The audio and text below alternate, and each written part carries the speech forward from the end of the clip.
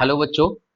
आज की इस वीडियो के अंदर हम स्टार्ट कर रहे हैं एक नई वीडियो सीरीज, एक नई लेक्चर सीरीज, जिसके अंदर हम सबसे पहले जो यूनिट कवर करेंगे वो है जेनेटिक्स। बेटा जेनेटिक्स क्लास 12 की सबसे इंपॉर्टेंट यूनिट है, सबसे ज्यादा सवाल इसी से पूछे जाते हैं। इस यूनिट को अपन दो पार्ट्स में पढ़ते हैं। सबसे पहला चैप्टर होता है इसमें प्रिंसिपल्स ऑफ इनहेरिटेंस और दूसरा चैप्टर होता है मॉलिक्यूलर बेसिस ऑफ इनहेरिटेंस। तो आज अपन शुरुआत करेंगे मॉलिक्यूलर बेसिस ऑफ इनहेरिटेंस के साथ। मॉलिक्यूलर बेसिस के अंदर हम बेसिकली बात करते हैं बेटा न्यूक्लिक एसिड की, डीएनए की, आरएनए की, डीएनए से डीएनए बनने की मतलब रेप्लिकेशन की, डीएनए से आरएनए के बनने की ट्रांसक्रिप्शन, और फिर इस आरएनए से प्रोटीन के बनने की ट्रांसलेशन की। तो ये मॉलिक्यूलर बायोलॉजी के अंदर इन चीजों को अपन मेनली पढ़ते हैं। ठीक है, तो बिना किसी देरी के स्टार्ट करते हैं मॉलिक्यूलर बेसिस ऑफ इनहेरिटेंस। चलो, तो सबसे पहले अपन टर्म बात कर लेते हैं न्यूक्लिक एसिड की ही। न्यूक्लिक एसिड, देखो बेटा न्यूक्लिक एसिड की डिस्कवरी का क्रेडिट जाता है, न्यूक्लिक एसिड की डिस्कवरी का क्रेडिट जाता है साइंटिस्ट फ्रेडरिक मिशर को। ये जो साइंटिस्ट है ना भाई साहब, ये फ्रेडरिक मिशर भाई साहब ने 1869 के अंदर सबसे पहले आउल के अंदर फर्स्ट सेल को ऑब्जर्व किया, है ना। इन्होंने observe observe first cell of owl. अच्छा, फर्स्ट सेल क्या होती है? जब आप ध्यान करो, जब हमें चोट लगती है तो उस जगह पर कई बार मवाद हो जाती है, पस पड़ जाती है, तो वो जो पस सेल होती है ना, उसको उन्होंने ऑब्जर्व किया। इन्होंने देखा, जैसे मान लो ये पस सेल थी, इन्होंने देखा कि पस सेल के न्यूक्लियस के अंदर एक डेंस सा मटेरियल प्रेजेंट है। ये मान लो ये इस तरह से एक डेंस सा मटेरियल प्रेजेंट था। ठीक है, तो इस डेंस सब्सटेंस को मिशर भाई साहब ने टर्म दिया न्यूक्लिन। इन्होंने टर्म दिया न्यूक्लिन। अच्छा, न्यूक्लिन टर्म ही क्यों दिया? क्योंकि न्यूक्लियस में मिला था, तो उन्होंने टर्म दिया न्यूक्लिन।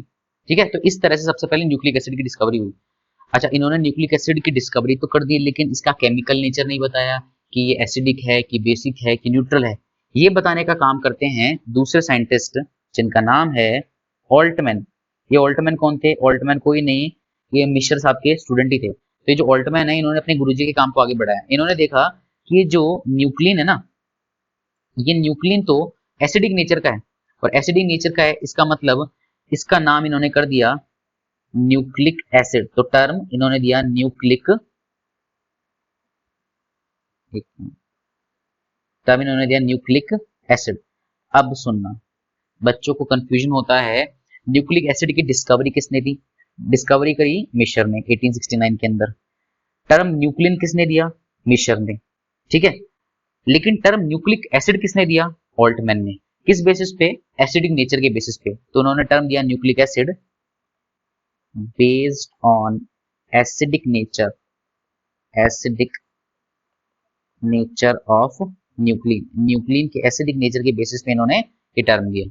ठीक है, अब अगर अपन न्यूक्लिक एसिड की बात आगे और करें, तो ये जो न्यूक्लिक एसिड ना, ये न्यूक्लिक एसिड दो टाइप का होता है मेनली। सबसे पहला होता है राइबो न्यूक्लिक एसिड, और दूसरा होता है deoxy ribo nucleic acid. Ribo nucleic acid को अपन शॉर्ट में बोलते हैं आरएनए, और डीऑक्सी राइबो को बोलते हैं डीएनए। सबने नाम सुने हैं। ठीक है, दोनों as a genetic material use किए जाते हैं, लेकिन हम आगे चल के पढ़ेंगे क्योंकि डीएनए की स्टेबिलिटी कंपैरेटिवली ज्यादा होती है, इसलिए मैक्सिमम ऑर्गेनिजम्स के अंदर डीएनए से जेनेटिक मटेरियल काम करता है। कुछ प्लांट वायरसेस के अंदर आरएनए भी एज ए जेनेटिक मटेरियल काम करता है। ठीक है, अब बात आती है कि सर डीएनए और आरएनए की सेल के अंदर लोकेशन कहाँ पे होती है। तो अगर मैं लोकेशन की बात करूँ ना, तो इनके ऊपर लोकेशन की बात करें, तो सबसे पहले चलो मैं बात करता हूं यूकैरियोटिक सेल की। बेटा यूकैरियोटिक सेल, जैसे मान लो ये मैंने बना दिया एक यूकैरियोटिक सेल, प्लांट सेल ले रहा हूं मैं। ठीक है, ये बना दी मैंने सेल वॉल, ये अंदर हो गई उसकी सेल मेम्ब्रेन,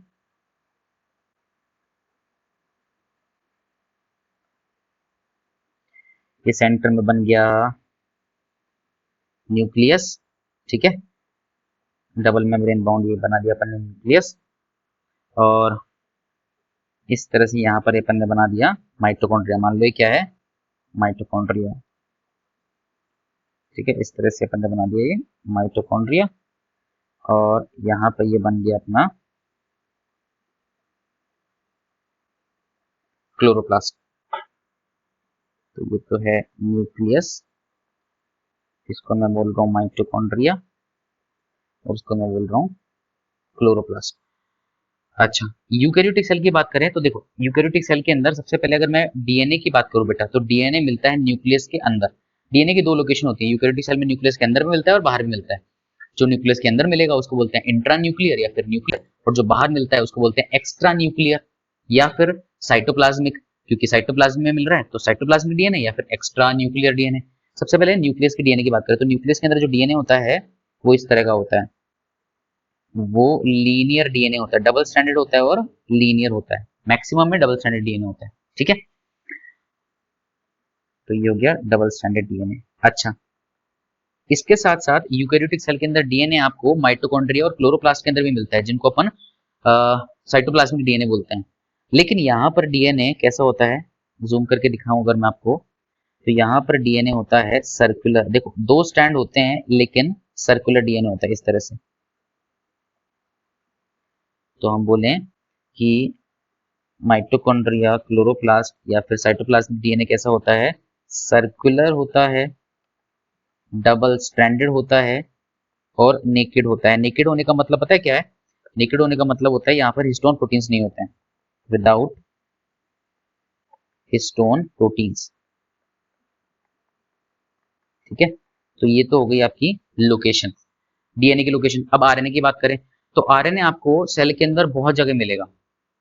जैसे अगर मैं बात करूं तो न्यूक्लियस के अंदर भी कुछ अमाउंट में आरएनए होता है, ठीक है। आरएनए न्यूक्लियस के अंदर होता है। और कहाँ मिलेगा? आरएनए आपको राइबोसोम्स के अंदर भी मिलता है ना। आरएनए राइबोसोम्स के अंदर मिलता है, जिसको अपन राइबोसोमल आरएनए मिलते हैं। तो ये हो गया आरआरएनए, ठीक है। इसके साथ साथ आरएनए आपको माइटोकॉन्ड्रिया और क्लोरोप्लास्ट के अंदर भी मिलता है, ठीक है। क्योंकि माइटोकॉन्ड्रिया और क्लोरोप्लास्ट के अंदर खुद का प्रोटीन बनाना है तो इनके पास भी आरएनए होना चाहिए, तो यहाँ पर भी आपको आरएनए मिलता है। ये लो, तो अब देख करके बताओ, सोच करके बताओ, आपको डीएनए ज्यादा दिख रहा है कि आरएनए? आरएनए सर ज्यादा दिख रहा है, इसलिए हम बोलते हैं कि आरएनए ज्यादा स्केटेड होता है सेल के अंदर कंपेयर टू डीएनए, ठीक है। ये तो यूकैरियोटिक सेल की लोकेशन की बात हो गई। अब अगर मैं प्रोकैरियोटिक की बात करूं तो चलो यहाँ पर अगर मैं प्रोकैरियोटिक सेल बनाऊं,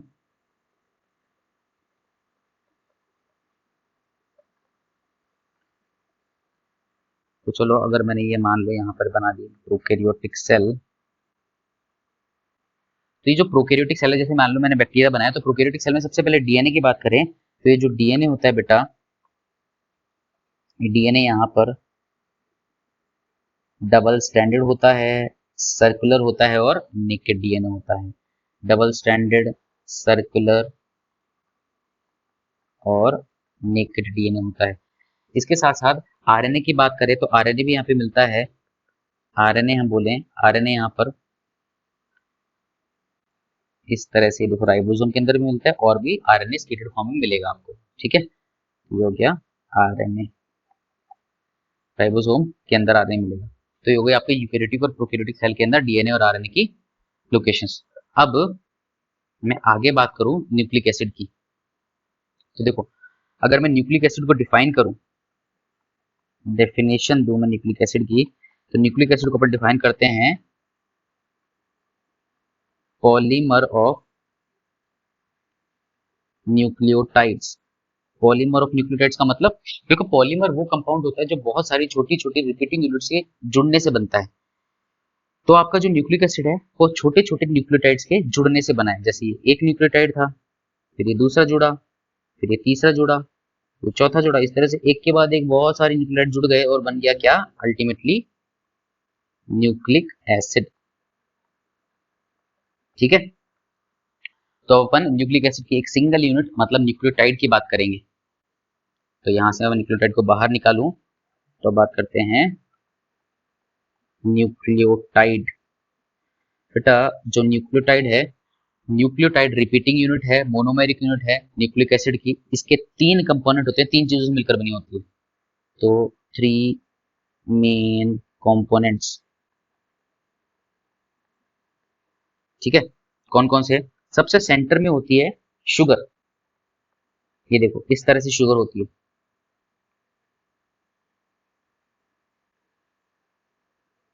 कार्बन 1, कार्बन 2, कार्बन 3, कार्बन 4 और ये कार्बन 5 बाहर होता है रिंग के। तो 5 कार्बन की शुगर है तो उसको पेंटोज कहूंगा कि हेक्सोज? पेंटोज। तो शुगर होती है पेंटोज, पेंटोज शुगर होती है। ठीक है। दूसरा कंपोनेंट होता है नाइट्रोजन बेस। तो यहाँ पे मैं बना देता हूँ नाइट्रोजन बेस। ठीक है। नाइट्रोजन बेस कई तरह के होते हैं, आगे बात करेंगे। अब यहाँ पर लिखना है अपन नाइट्रोजन बेस। और तीसरा कंपोनेंट होता है फॉस्फेट। थर्ड कंपोनेंट होता है phosphate.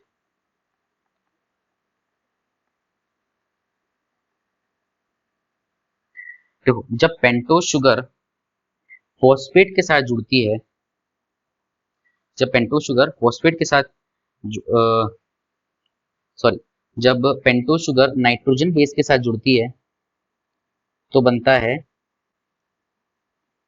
Nucleoside. Pentose sugar pentose sugar nitrogen base के साथ जुड़ती है एक बॉन्ड के थ्रू जिसका नाम है एन ग्लाइकोसिडिक बॉन्ड। इस बॉन्ड को बोलेंगे अपन एन ग्लाइकोसिडिक बॉन्ड। ऐसा क्यों बोला? एंड एन का मतलब हो गया नाइट्रोजन बेस, और क्योंकि शुगर से जुड़ रहा है तो शुगर के लिए टर्म यूज करते हैं ग्लाइको, तो एन ग्लाइकोसाइडिक बॉन्ड। जैसे ही पेंटोज शुगर नाइट्रोजन बेस के साथ जुड़ा बन गया न्यूक्लियोसाइड। अब ये जब न्यूक्लियोसाइड फॉस्फेट के साथ जुड़ता है, मतलब जो पेंटोज शुगर है वो फॉस्फेट के साथ जुड़ती है, एक बॉन्ड बनता है दोनों के बीच में, शुगर और फॉस्फेट के बीच में, जिसे बोलते हैं अपन फॉस्फोएस्टर बॉन्ड। फॉस्फोएस्टर बॉन्ड हमेशा याद रखना, एक सिंगल न्यूक्लियोटाइड में अगर फॉस्फेट जुड़ रहा है तो फॉस्फोएस्टर बॉन्ड बनेगा हमेशा। ठीक है। तो अब जैसे ही न्यूक्लियोसाइड फॉस्फेट के साथ जुड़ता है तो अब इसे अपन कहते हैं न्यूक्लियोटाइड। ठीक है। तो कई बार तो यही कंफ्यूजन हो जाता है, न्यूक्लियोसाइड कौन सा है भाई, न्यूक्लियोटाइड कौन सा है। एग्जाम में सवाल आ जाएगा, याद रहे तो अच्छी बात है, नहीं तो भूल जाओ तो एक तरीका बताता हूँ। देखो, जब अपन एबीसीडी लिखते हैं ना तो एबीसीडी के अंदर अपन बोलते हैं P Q R S T. S पहले आता है मतलब एस छोटा है। तो जो न्यूक्लियोसाइड है, न्यूक्लियोसाइड में भी ऐसा आता है, तो जो न्यूक्लियोसाइड है वो छोटा है, मतलब वो पेंटोज शुगर के साथ नाइट्रोजन बेस के साथ जुड़ने से बड़ा है, बना है। और फिर जो टी है, टी मतलब न्यूक्लियोटाइड, ये बड़ा है, ये बड़ा है मतलब अब न्यूक्लियोसाइड के अंदर हमने क्या जोड़ दिया? फॉस्फेट ग्रुप भी जोड़ दिया, तो न्यूक्लियोसाइड छोटा है, न्यूक्लियोटाइड बड़ा है। ठीक बात। आगे बढ़े।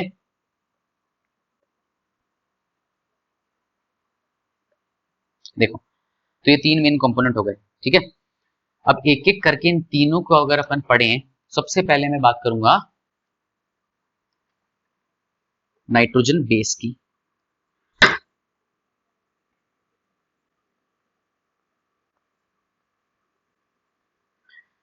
देखो, मेनली दो तरह के बेटा नाइट्रोजन बेस होते हैं, टू टाइप्स।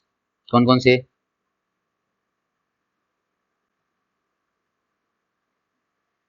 एक होते हैं पायरिमिडीन और दूसरे होते हैं प्यूरीन। ठीक है। पायरिमिडीन की बात अगर मैं करूं तो पायरिमिडीन हम बोलते हैं, ये दोनों के दोनों साइक्लिक कंपाउंड्स हैं। ठीक है। तो पायरिमिडीन एक सिंगल रिंग कंपाउंड है, सिंगल रिंग कंपाउंड है। ठीक है। उस रिंग के अंदर टोटल 6 मेंबर्स हैं, तो 6 मेंबर्ड है ये, 6 मेंबर हैं, जिसके अंदर से चार कार्बन है और 2 नाइट्रोजन है। 4 कार्बन और 2 नाइट्रोजन। देखो, बना के दिखाता हूं। अगर मैं एक टिपिकल पायरिमिडीन रिंग बनाऊं, ठीक है,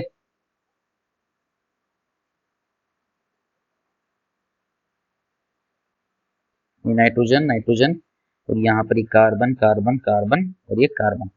तो ये मैंने टिपिकल एक पायरिमिडीन रिंग बनाई है। अब देख करके बताओ कितने नाइट्रोजन है? 1 और 1 2, और कितने कार्बन है? 1 2 3 और ये 4। तो 4 कार्बन और 2 नाइट्रोजन। अच्छा मुझे बताओ, दो अलग अलग तरह के एटम है, अलग अलग तरह के एटम है, दैट मीन्स ये होमोसाइक्लिक है कि हेट्रोसाइक्लिक? अरे हेट्रोसाइक्लिक, हेट्रो का मतलब होता है डिफरेंट, तो ये हेट्रोसाइक्लिक कंपाउंड है, हेट्रोसाइक्लिक कंपाउंड है। ठीक है।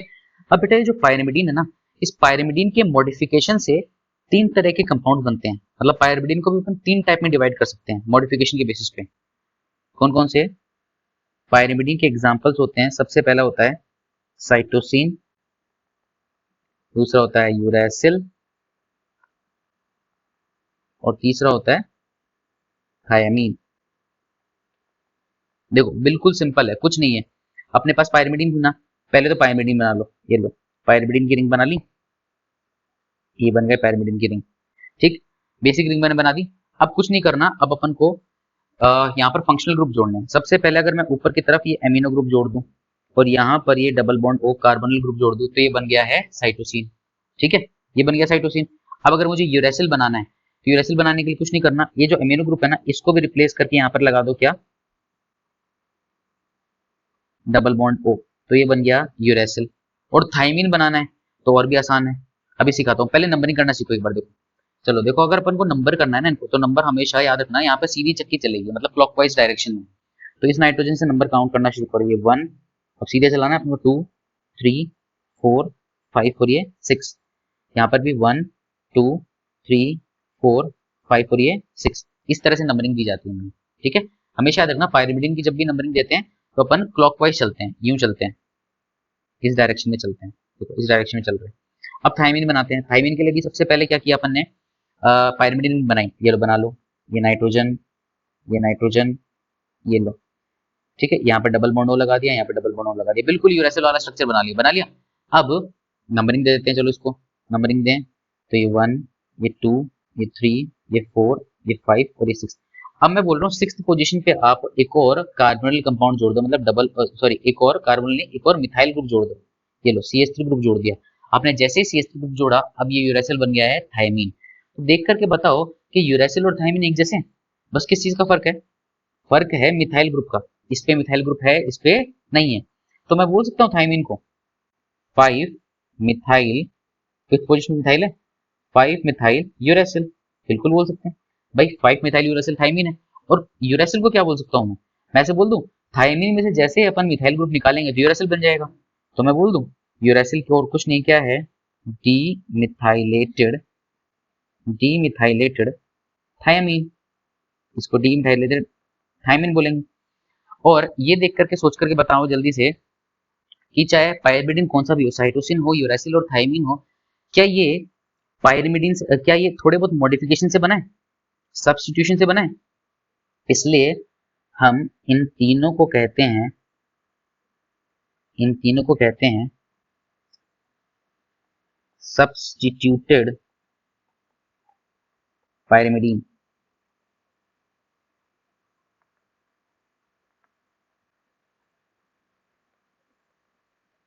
इन तीनों को बोल देते हैं अपन सब्स्टिट्यूटेड पायरिमिडीन। ठीक है, तो ये तो हो गया आपका पायरिमिडीन। अब अपन बात करते हैं प्यूरीन्स की। तो बेटा जो प्यूरीन है वो डबल रिंग कंपाउंड है, दो रिंग्स होती हैं, डबल रिंग कंपाउंड होती है। ठीक है, तो अगर मैं बोलूं, एक मिनट,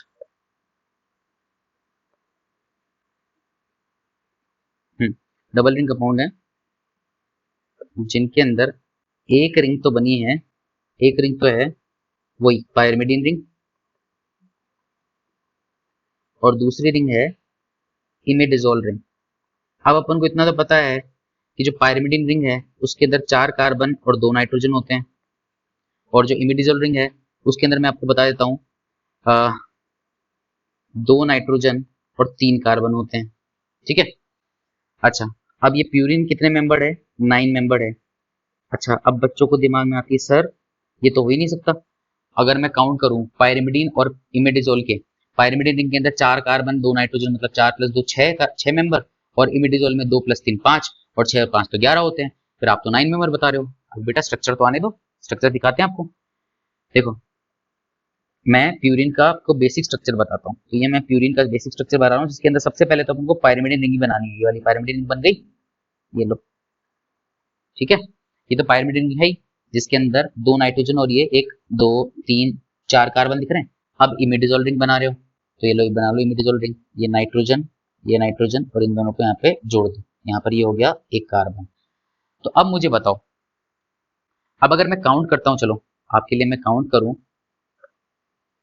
तो मेंबर देखना, 1 2 3 4 5 6 7 8 और ये 9, अरे 9 मेंबर ही तो है। हमने इमीडिजोल रिंग के अंदर बोला कि 2 नाइट्रोजन 3 कार्बन है, तो देखो 1 नाइट्रोजन 2 नाइट्रोजन और 3 कार्बन में 1 2 3 कार्बन ये आ गए, ठीक है। फिर पाइरिमिडीन रिंग के अंदर 4 कार्बन 2 नाइट्रोजन है, तो 1 कार्बन 2 कार्बन 3 कार्बन 4 कार्बन तो ये हो गए और 2 नाइट्रोजन ये हो गए। दैट मीन्स ये वाले जो 2 कार्बन है, क्या इन 2 कार्बन को हमने 2 बार काउंट किया है? हाँ, इन 2 कार्बन को हमने 2 बार काउंट कर लिया। इस वजह से देखने में लग रहा था पहले कि यहाँ पर 11 मेंबर होंगे, लेकिन एक्चुअली में है 9 मेंबर्स ही, क्योंकि 2 बार काउंट हो गया वो तो कॉमन ही है, ठीक है। तो चलो ये हो गई आपकी प्यूरिन्स। अब प्यूरिन के अंदर भी प्यूरिन भी 3 तरह के होते हैं, सॉरी 3 नहीं 2 तरह की होती है प्यूरिन्स। तो अगर मैं प्यूरिन बनाऊं तो प्यूरिन के अंदर एक तो होता है एडेनिन, एक होता है ग्वानिन। सबसे पहले अगर अपन एडेनिन की बात करें, है ना, तो एडेनिन की बात करें तो सिंपल सा पायरिमिडीन रिंग बना लिया अपन ने, ये लो, ये इमिडाजोल रिंग बना लिया, दोनों को जोड़ दिया, ये प्यूरिन का बेसिक स्ट्रक्चर बन गया। अब बस और कुछ नहीं करना, ऊपर की तरफ एक अमीनो ग्रुप जोड़ दो, ये बन गया आपका एडेनिन, ठीक है। नंबरिंग करना सीखे हैं तो नंबरिंग कैसे करेंगे, हमेशा याद रखना नंबरिंग यहाँ पर चलती है उल्टी, एंटी क्लॉकवाइज चलना है अपन को, उल्टा चलना है तो उल्टा चलेंगे। और कौन से नाइट्रोजन से चलना है अपन को चलना है इस वाले नाइट्रोजन से, ठीक है, ये वाले नाइट्रोजन से चलना है। तो 1 number 2 number 3 number 4 number 5 6 then 7 8 और ये 9, तो ये हो गई इसकी नंबरिंग, ठीक है। उल्टा चलना है अपन को।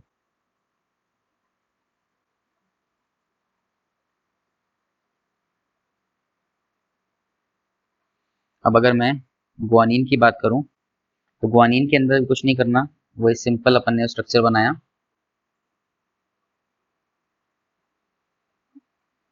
नाइट्रोजन नाइट्रोजन ये जोड़ा,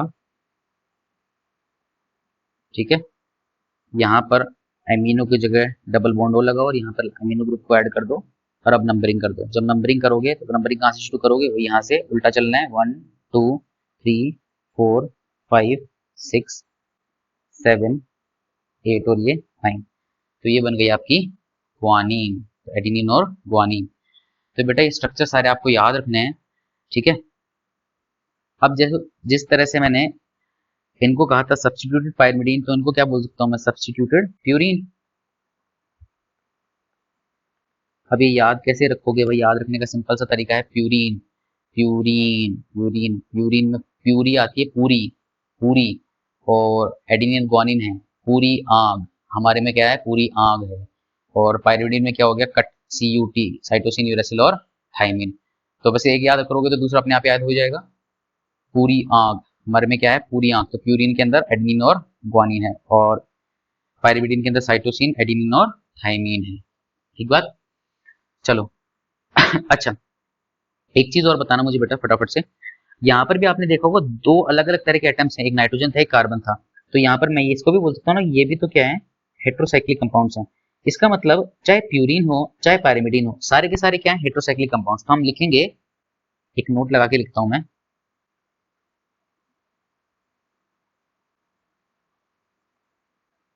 एक नोट लगा के लिखता हूं,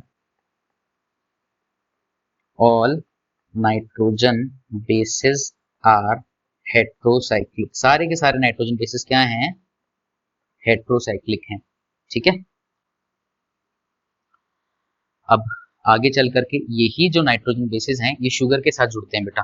अब कैसे जुड़ते हैं, चलो अगर मैं आपको बात करूं, अगर मैं पहले बात करता हूं फॉर पायरिमिडीन, पहले अगर मैं पायरिमिडीन की बात करूं तो लॉजिकली सोचो पायरिमिडीन के अंदर कितने मैक्सिमम मेंबर्स हैं, 6 मेंबर्स हैं, ठीक है, और 2 नाइट्रोजन है, तो इनका जो फर्स्ट वाला नाइट्रोजन है ना, वो फर्स्ट नाइट्रोजन हमेशा शुगर के साथ बॉन्ड बनाता है, ठीक है, जिस बॉन्ड को बोलते हैं अपन एन ग्लाइकोसिडिक बॉन्ड। ये तो पायरिमिडीन की बात हो गई। और अगर मैं प्यूरिन की बात करूं तो प्यूरिन के अंदर कितने मेंबर हैं, 9 मेंबर हैं, और क्या 9th पोजीशन के ऊपर एक नाइट्रोजन आता है क्या, देखो तो, अरे हाँ 9th पोजीशन के ऊपर एक नाइट्रोजन आता है। तो ये वाला नाइट्रोजन पार्टिसिपेट करता है बॉन्ड फॉर्मेशन में। ठीक है, तो बहुत सिंपल है, बस आपको इतना याद रखो, प्यूरिन क्योंकि 9 मेंबर्ड है तो इसमें 9th नाइट्रोजन हमेशा बॉन्ड बनाएगा शुगर के साथ। ये लो, तो N9 हमेशा बॉन्ड बनाता है शुगर के साथ, इसका नाम है एन ग्लाइकोसिडिक बॉन्ड। जबकि पायरिमिडिन क्योंकि 6 मेंबर का है, 6 मेंबर का है, और जो 6th पोजीशन है, देखो जो 6th पोजीशन है वो तो कार्बन है, वो तो कार्बन है, तो ये बॉन्ड नहीं बनाएगा, दैट मींस। और नाइट्रोजन कौन कौन सी पोजीशन पे, फर्स्ट और फोर्थ पोजीशन पे, तो याद रखना पहले वाला पोजीशन वाला नाइट्रोजन बॉन्ड बनाता है। तो पायरिमिडीन में पहले वाला और प्यूरिन में 9वें वाला, 9th वाला, तो ये प्यूरिन हो गया और पायरिमिडीन हो गया। ठीक है, प्यूरिन और पायरिमिडीन। अब हमने पढ़ लिया कि जो नाइट्रोजन बेसिस हैं वो बेसिकली प्यूरिन और पायरिमिडीन होते हैं, जिनके अंदर cytosine, adenine, cytosine, uracil, thymine, adenine और ग्वानिन होता है। कौन सा डीएनए में और कौन सा आरएनए में, उसकी बात करते हैं चलो। तो फॉर डीएनए, डीएनए के अंदर बेटा मिलता है एडेनिन, ग्वानिन, साइटोसिन और थाइमिन, जबकि आरएनए में मिलता है एडेनिन, ग्वानिन, साइटोसिन और यूरेसिल। मतलब यहाँ पर 3 तो सेम ही है, एक डिफरेंट है, और वो डिफरेंट कौन सा है, यूरेसिल। मतलब डीएनए में थाइमिन होता है जबकि आरएनए में यूरेसिल होता है। बस इतना सा आपको ध्यान रखना है। तो अब आपसे अगर मैं एक सवाल पूछता हूँ, चलो बताना ना बिल्कुल फटाफट से, अगर आपको डीएनए और आरएनए के बीच में डिफरेंस देखना है तो आप किसके बेस पे आप डिफरेंस बता सकते हो, प्यूरिन के बेस पे कि पायरिमिडिन के बेस पे, सोचो सोचो। अरे बेटा पायरिमिडिन के बेस पे, क्योंकि प्यूरिन प्यूरिन तो एडेनिन और ग्वानिन है, दोनों में सेम ही है।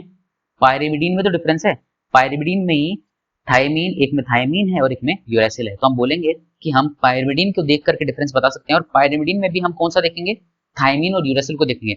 अगर थाइमिन है दैट मीन्स ये डीएनए है, यूरेसिल है दैट मीन्स ये एक आरएनए है। चलो इसके बेस पे एक क्वेश्चन करके दिखाओ जल्दी से। मैं आपके सामने क्वेश्चन दिखता हूँ, मैंने आपके सामने एक सीक्वेंस लिखी, AGATC, AGATCAA। अब मुझे बताओ, बताओ ये डीएनए है कि आरएनए, देख के बताओ। एडेनिन है, ग्वानिन है, एडेनिन है, थाइमिन है, साइटोसिन है, एडेनिन है, एडेनिन है। जैसे थाइमिन दिखा इसका मतलब ये क्या हो गया, डीएनए, है ना। अब अगर मैं इस पूरे सीक्वेंस में बस यहाँ पर AGAUCAA लिख देता तो बताओ थाइमिन की जगह जैसे मुझे यूरेसिल दिखा तो अब ये क्या हो जाता, आरएनए। अब अगर मैं चलो तीसरा सीक्वेंस लिखता हूँ आपके लिए, AGAGCAG। अब बताओ ये डीएनए क्या आरएनए, अब हम नहीं बता सकते हैं क्योंकि यहाँ पर प्यूरिन दे रखे हैं, एडेनिन और ग्वानिन, और पायरिमिडिन में सिर्फ और सिर्फ क्या दे रखा है, साइटोसिन, तो डिफरेंस अपन को नहीं पता चलेगा। तो हम ये बोलेंगे कि ये प्यूरिन भी हो, सॉरी ये डीएनए भी हो सकता है और ये आरएनए भी हो सकता है। तो इट कैन बी डीएनए और इट कैन बी आरएनए। क्या बात समझ में आ रही है, ठीक है। चलो तो अब बेटा आगे बात करते हैं, अपन ने नाइट्रोजन बेस की बात कर ली, अब हम बात करेंगे शुगर की। दूसरा कंपोनेंट है शुगर। तो ये जो शुगर है ना, ये शुगर पेंटोज शुगर है। पेंटोज मतलब 5 कार्बन की शुगर है, ठीक है। पेंटोज शुगर है, 5 कार्बन की शुगर है। 2 तरह की शुगर होती है ये, एक होती है राइबोज जो कि आरएनए में मिलेगी, और एक होती है डीऑक्सी राइबोज जो कि डीएनए में मिलेगी। स्ट्रक्चर बनाते हैं चलो इनका, 5 कार्बन की है तो ये लो बना दिया मैंने स्ट्रक्चर, सिंपल सा ही है। ये मैंने बेसिक से इसका स्ट्रक्चर बना दिया, जिसके अंदर एक कार्बन 1, एक कार्बन 2, एक कार्बन 3, एक कार्बन 4, कार्बन 5 रिंग के बाहर होता है, ये लो कार्बन 5, ठीक है। सिमिलरली यहाँ पर भी स्ट्रक्चर बना देता हूँ, ये ऑक्सीजन हो गया, ये कार्बन 1, कार्बन 2, कार्बन 3, कार्बन 4 और कार्बन 5 रिंग के बाहर की तरफ। अब अपन को इसमें H और OH लगाने होते हैं, तो H और OH लगाओ, HOH, HOH, HOH, ठीक है। और कार्बन 4 और फिर कार्बन 5 के ऊपर होगा यहाँ पर ये CH2OH, और यहाँ पर ये हो गया H, ठीक है। इस तरह से अपन ने HOH लगा दिया। अब डीऑक्सीराइबोज के अंदर भी सेम चीज करनी है, बस एक फर्क है, डी का मतलब डिलीट, ऑक्सी का मतलब ऑक्सीजन, तो एक ऑक्सीजन डिलीट करना है यहाँ से। सेकंड कार्बन पे जो ऑक्सीजन एटम है उसको डिलीट करना है, तो पहले में तो HOH लगा दो, सेकंड के अंदर H और OH की जगह सिर्फ H, फिर यहाँ पर HOH, फिर यहाँ पर ये CH2OH, CH2OH और ये H, ठीक है, CH2OH और ये H, सॉरी ये यहाँ पर CH2OH ऐसे बनेगा, कार्बन 50 है, CH2OH और ये H। हमने क्या किया, आपने नोट किया होगा कि अपन ने कार्बन सेकंड पे यहाँ पर देखो, यहाँ पर तो H और OH दोनों हैं, जबकि यहाँ पर HOH की जगह सिर्फ H है, मतलब यहाँ पर एक ऑक्सीजन एटम कम है डीएनए के अंदर, इसीलिए इसको बोला जाता है बेटा, डीएनए की शुगर को बोलते हैं अपन डीऑक्सीराइबोस। डी मतलब डिलीट, ऑक्सी मतलब ऑक्सीजन, सेकंड कार्बन से ऑक्सीजन डिलीट कर दिया तो डीऑक्सीराइबोस। ये करने का फायदा क्या हुआ समझो, आरएनए के अंदर सेकंड कार्बन के ऊपर ऑक्सीजन एटम प्रेजेंट है और हमें पता है ऑक्सीजन के ऊपर लोन पेयर ऑफ इलेक्ट्रॉन्स होते हैं, तो यहाँ पर लोन पेयर ऑफ इलेक्ट्रॉन्स होंगे। और मुझे बताओ तो क्या लोन पेयर ऑफ इलेक्ट्रॉन्स की वजह से रिएक्टिविटी बढ़ती है कि घटती है? अरे भाई रिएक्टिविटी तो बढ़ती है, तो इसकी रिएक्टिविटी बढ़ेगी, और रिएक्टिविटी ज्यादा तो अल्टीमेटली स्टेबिलिटी कम, तो स्टेबिलिटी हो जाएगी इसकी कम। इस वजह से हम बोलते हैं कि आरएनए कम स्टेबल है। जबकि डीएनए की बात करें तो डीएनए में सेकंड पोजीशन पे, सेकंड कार्बन पे ऑक्सीजन एटम नहीं है, तो लोन पेयर भी नहीं है, लोन पेयर भी एब्सेंट है, तो रिएक्टिविटी भी कम है। और रिएक्टिविटी अगर कम है दैट मीन्स इसकी स्टेबिलिटी ज्यादा है, दैट मीन्स इसकी स्टेबिलिटी ज्यादा है। इस वजह से हम बोलते हैं डीएनए कंपैरेटिवली आरएनए के ज्यादा स्टेबल होता है। क्या बात समझ में आई? अगर बात समझ में आई तो एक सवाल बताई, देखो एक सवाल आपके लिए है, हमने ऑक्सीजन को सेकंड कार्बन से उड़ाया, उड़ाया कि नहीं उड़ाया, है ना? सेकंड कार्बन से क्यों उड़ाया? थर्ड कार्बन वाला ऑक्सीजन भी उड़ा सकते थे, फोर्थ वाला भी उड़ा सकते थे, फिफ्थ वाला भी उड़ा सकते थे, फर्स्ट वाला भी उड़ा सकते थे, ऐसा क्यों? सोचो सोचो, एक सेकंड लो, एक सेकंड का 1 मिनट लो, सोचा? तो देखो इसका आंसर मैं देता हूं आपको, ऑक्सीजन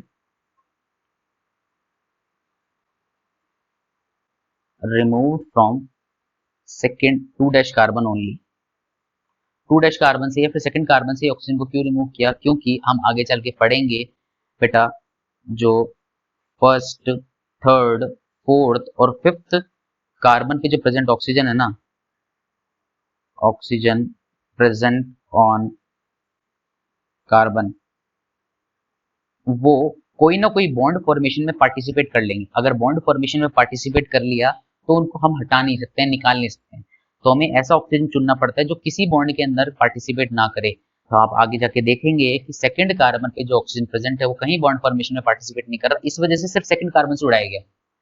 ठीक है, एक चीज और बताता हूँ चलो आपको, यहाँ पर जो अपन कार्बन लिखते हैं ना बेटा, इनको अपन कार्बन के साथ साथ अपन ये बोलते हैं, आपने पढ़ा होगा कार्बन डैश। तो हम जब भी जो शुगर होती है ना, शुगर के कार्बन को नंबरिंग देते हैं ना, तो अपन बोलते हैं C1 dash, C2 dash, C3 dash, C4 dash और ये C5 डैश कार्बन। उस तरह यहाँ पे C1 dash, C2 dash, C3 dash, C4 dash और ये C5। ये डैश क्यों बोलते हैं तो समझो, अभी अपन ने क्या नाइट्रोजन बेस पढ़े थे, नाइट्रोजन बेस के अंदर भी अपन ने नंबरिंग करी थी C1 C2 C3 C4 C5, और यहाँ पर भी अपना नंबरिंग आ गई कार्बन की C1 C2 C3 C4 C5। अब जब अपन न्यूक्लियोटाइड के अंदर दोनों को जोड़ देंगे तो हमें कैसे पता चलेगा कि कौन सी कार्बन की बात कर रहे हैं? मैंने आपको बोला फिफ्थ कार्बन, तो आप सोचोगे किसकी बात कर रहे हैं, नाइट्रोजन बेस की बात कर रहे हैं कि शुगर की बात कर रहे हैं? तो डिफरेंशिएट करना जरूरी है ना, तो डिफरेंशिएट करने के लिए यहाँ पर अपन डैश को यूज करते हैं, है ना? तो डैश या फिर इसी को बोलते हैं प्राइम, डैश और prime used to differentiate between nitrogen base and sugar. Nitrogen base और शुगर के बीच में डिफरेंस बताने के लिए हमेशा अपन डैश का प्रयोग करते हैं। इतनी चीजें समझ में आई? चलो अब इसके बाद में अपन बात करेंगे थर्ड कंपोनेंट की, जो की है फॉस्फेट ग्रुप।